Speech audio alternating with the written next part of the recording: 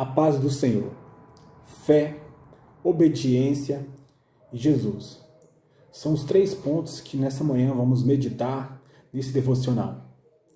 Primeiro eu quero começar te perguntando, você tem fé? Você se considera uma pessoa de fé? Hebreus 11, capítulo 1 nos diz, ora, a fé é o firme fundamento das coisas que se esperam e a prova das coisas que não veem. Então a fé, ela é algo que você não pode tocar. É acreditar naquilo que você não pode ver, não pode sentir. Você simplesmente acredita. Um exemplo na Bíblia que nos fala sobre fé é a história de Noé. Noé, ele viveu algo diferente daquela realidade. Ele teve fé em algo que não ia totalmente contra qualquer situação que ele já tinha passado. Algo que era totalmente contrário a qualquer relato anterior à vida dele. Ele construiu uma arca para uma grande enchente, para uma grande inundação, que devastou toda a população da terra, exceto ele e seus familiares, e os animais que estavam na arca. A fé que Noé tinha é que dias melhores viriam também. Para aplicar isso no nosso dia, aplicar em nossas vidas, será que você tem fé que dias melhores estão por vir? Que dias melhores virão? Que realmente a situação, seja ela qual for, seja ela de doença, de enfermidade, de uma perca, de falta de emprego, de dificuldades em qualquer área, de relacionamentos dentro de sua própria casa, se Deus mandar você fazer algo que ninguém jamais fez, no caso de Noé foi construir a arca, você faria? Você estaria pronto para fazer? Ou melhor, você teria fé para fazer? Aí vem o nosso segundo ponto, que fala sobre obediência. Para isso também eu trago um outro texto bíblico, e assim nós vamos nos embasando em exemplos bíblicos. Lá em 2 Reis, capítulo 5, versículo 10 diz o seguinte, então Eliseu mandou o mensageiro, dizendo, vai e lava-te 7 vezes no Jordão, e a tua carne será curada e ficará purificada. Essa é uma história também muito conhecida, é a história de Naamã. Naamã, um homem cheio de regalias, um soldado, um chefe dos soldados, um homem que poderia ter muitas pessoas ao seu redor, um homem que poderia ter uma vida regada por várias mulheres na época, mas ele não vivia tão bem, porque ele tinha uma dificuldade muito grande, ele tinha lepra, uma doença. E quando ele procurou o profeta de Deus, ele foi até o profeta de Deus, o profeta nem o recebeu. Simplesmente mandou uma mensagem, olha, diga a ele para ele mergulhar 7 vezes no Rio Jordão. Algo que para mim e para você hoje é muito simples, é simplesmente ir até um rio e mergulhar por 7 vezes. Mas Naamã não gostou da situação. Por quê? Porque Naamã queria algo mais difícil, algo mais honroso, algo que fosse maior. Ele se locomoveu da cidade que ele morava, onde ele era um homem de destaque, e foi até o profeta. Ele gostaria, talvez, no meu entendimento, que o profeta saísse da sua casa, chamasse outros profetas, fizesse uma cerimônia muito grande, ofertasse, fizesse um holocausto, fizesse alguma oferta a Deus, e aí algum fogo, algum vento soprasse, algo caísse sobre Naamã e ele fosse curado. Ele foi convencido pelo seu escudeiro ali a fazer o simples. Se fosse algo mais difícil, você não faria? Por que o simples você não quer fazer? Nos nossos dias, é interessante que, salvo muitas proporções, é claro, a dificuldade que temos passado, nós temos apenas orientações que são, a princípio, muito simples.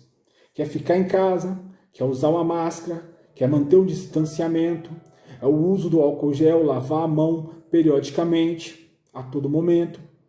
E muita gente não tem feito isso. Não é algo muito simples? É simples. Salvo as proporções, é claro, de tem gente que precisa trabalhar, a falta de recursos, a falta de alimento. Salvo essas coisas. Mas se para a maioria, são coisas muito simples de conduzir no dia a dia. E as pessoas não fazem. Será que você tem sido obediente a isso? Temos que nos cuidar espiritualmente, temos que nos cuidar fisicamente, temos que seguir as nossas orientações dos nossos líderes. O que o seu pastor tem dito sobre isso? Será que você já se perguntou, já observou, já viu as palavras que ele tem pregado? o que ele tem, as orientações que ele tem nos dado nesses últimos dias, siga a orientação. Às vezes vai ser coisa simples. Vai ser simplesmente, fique em casa, ore mais, jejue mais, leia a Bíblia, participe dos cultos online, esteja orando, busque mais o Senhor, tenha um culto com a sua família. Coisas que parecem ser muito simples e talvez por isso você não tenha obedecido. Uma coisa interessante para você fazer é se perguntar o que Jesus faria nessa situação. Será que Jesus estaria por aí fazendo coisas diferentes do que é passado? Ou será que ele estaria buscando mais a presença de Deus na vida dele? Será que ele estaria buscando mais intimidade com Deus nesse momento? Ele mesmo disse, de quem é essa moeda? É de César. Então dê a César o que é de César e dê a Deus o que é de Deus. Dê o seu tempo, a sua casa, a sua oração, o seu quarto, o seu momento, o tempo de intimidade para Deus. Falando em Jesus. E para já partir para a finalização desse devocional, para você meditar depois, escutar mais vezes e pensar um pouco mais. Eu cito aqui lá Mateus capítulo 14, versículo 22 em diante, quando a passagem onde os discípulos estão mesmo acostumados com as águas, com a pescaria, estão passando por um momento de muita dificuldade, que é estar sobre as águas, estar em uma embarcação e muitas águas e um vento muito forte agitar aquelas águas e ameaçar a vida deles.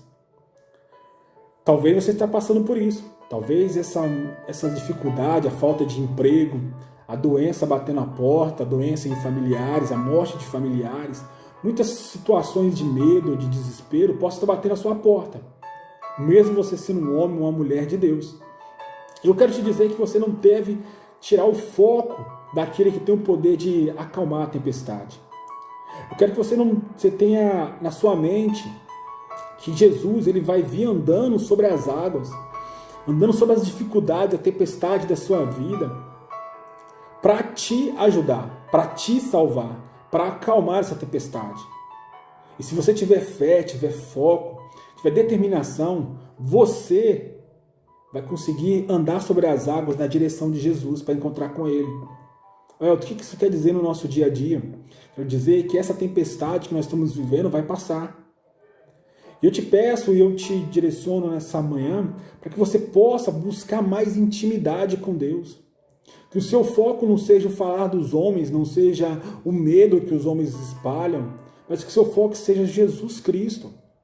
Ele tem que ser o foco da sua vida. É nele que você tem que confiar. Porque no final disso, se você estiver confiando, firme em Deus, você vai passar pela tempestade. E lá no final você vai ver que tem terra boa. Você vai ver que tem bonança. Que Jesus ele vai acalmar essa tempestade. Amém? Medite nisso. Ore. Busque o Senhor. Revise esses textos. E Deus te abençoe em nome de Jesus.